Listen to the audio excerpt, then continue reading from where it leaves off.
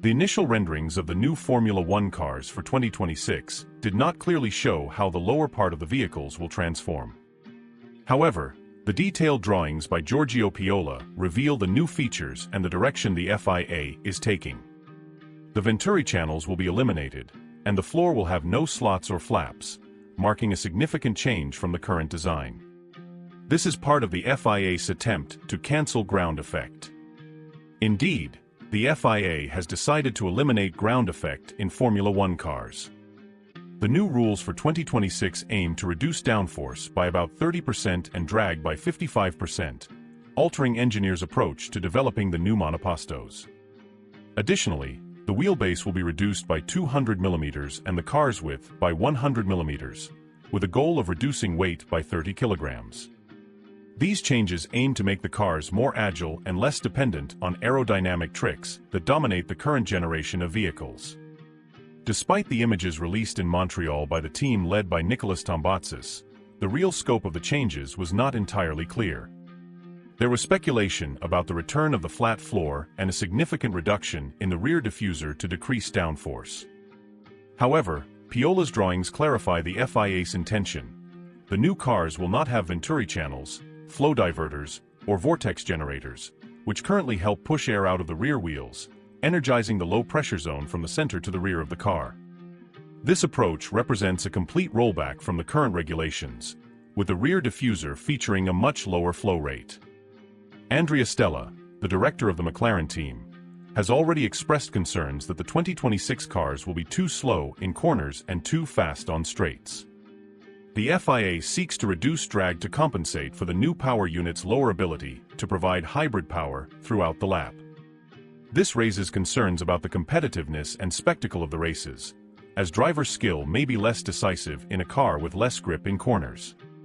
The new regulations also stipulate that electric power will be reduced proportionally as speed increases, hoping to distribute the 350 kilowatts available efficiently. However, there are doubts about whether the resulting performance will be closer to F2 cars than F1. Nicolas Tombatsis, aware of the problem, hopes that with the collaboration of the teams, engine manufacturers, and promoters, solutions can be implemented to overcome these challenges even after the FIA World Council ratifies the proposals on June 28. This shows the FIA's openness to adjustments if the initial changes do not achieve the desired balance. A possible adjustment would be to increase the prevalence of the internal combustion engine, IC, over the hybrid, allowing greater availability of electronic fuel.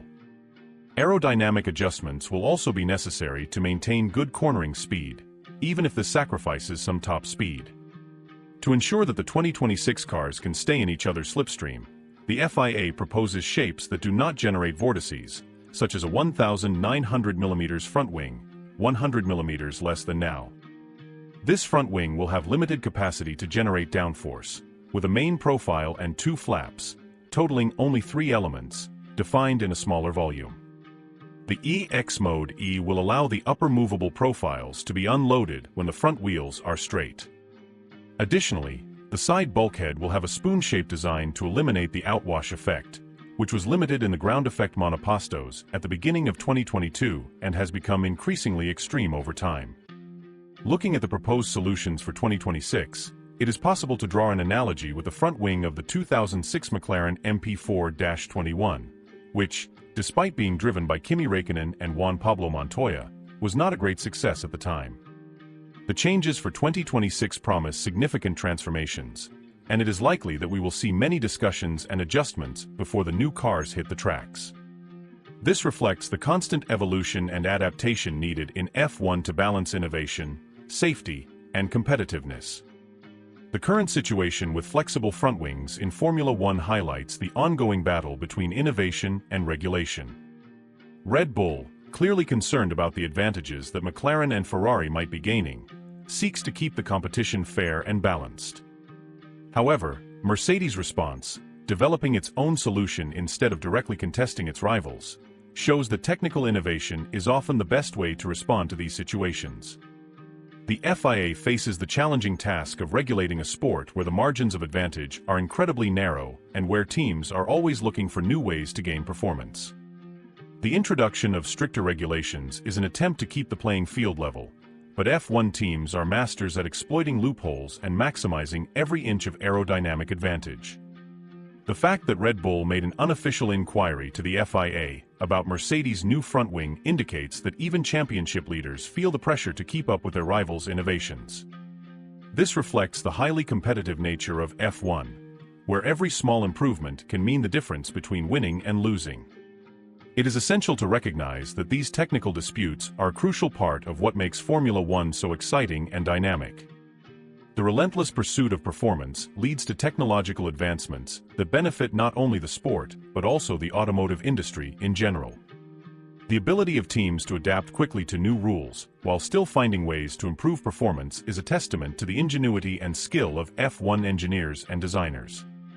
On the other hand, there is the risk that these ongoing disputes could distract from the actual racing on the track, where driver skill and race strategies should be the main focus. The FIA must find a balance between allowing technical innovations and ensuring that the sport remains fair and accessible for all competitors. In summary, the issue of flexible front wings shows how Formula One is a battlefield of both technology and sport. Innovation is vital, but must be balanced with the need to maintain the integrity of the competitions. It will be interesting to see how the FIA and teams navigate these challenges in the coming years. If you want to follow more exciting news and updates about Formula One, don't forget to like and subscribe to our channel. Turn on notifications so you don't miss any updates from the world of Formula One. Thank you for watching, and see you next time.